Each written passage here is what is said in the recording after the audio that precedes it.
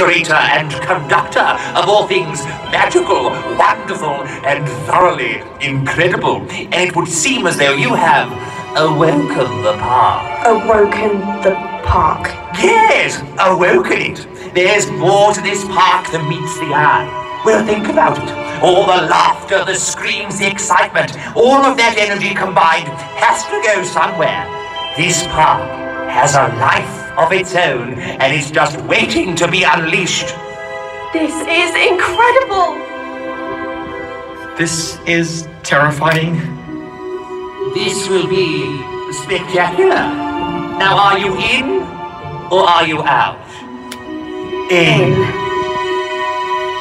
Very well. Now let's begin.